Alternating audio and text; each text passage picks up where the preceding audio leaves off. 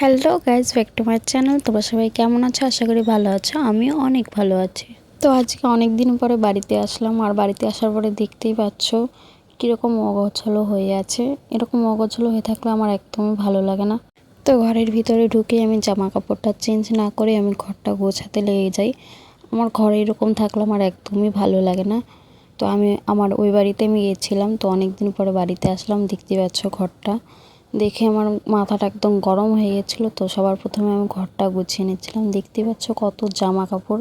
এখানের বেশিরভাগ জামা কাপড় সব আমারই, আর ওর জামা কাপড়ও গুছিয়ে গেছিলো। আমারই এত জামা কাপড়, দেখতেই পাচ্ছ কি বলবো। প্রথমে যখন ঘরটাতে ঢুকি তখন খুবই ঘরটা নোংরা ছিল। প্রথমে তো ভিডিও করিনি, করলে দেখতে পারতে।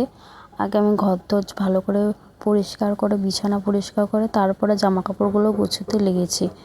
আর বাড়িতে কেউ নেই, একাই আছি, তার জন্য দরজাটা বন্ধ করে রেখেছি।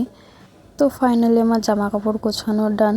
এখন দেখতে পাচ্ছ যে সাজার জিনিসগুলো কোথায় রাখবো, কি করব। তো এখন আমার এত সাজার জিনিস হয়ে গেছে, কি বলবো, রাখার জায়গা নেই।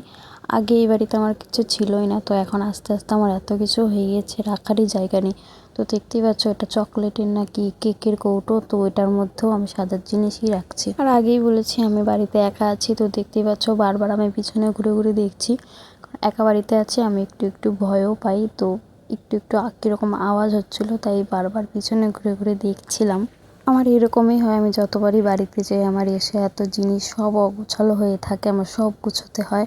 আর একটা ঘরে বেশি দিন না থাকলে না ঘরটাতে ধুলোবালিতে নোংরা হয়ে যায়। তার জন্য আমি যতবারই কোথাও ঘুরতে যাব তো এসে আমি সবার আগে এগুলো পরিষ্কার করব। তো গাইজ, ভিডিওটা এতটুকুই ছিল। ভালো লাগলে like, comment, share and subscribe করে দিও। তো টাটা।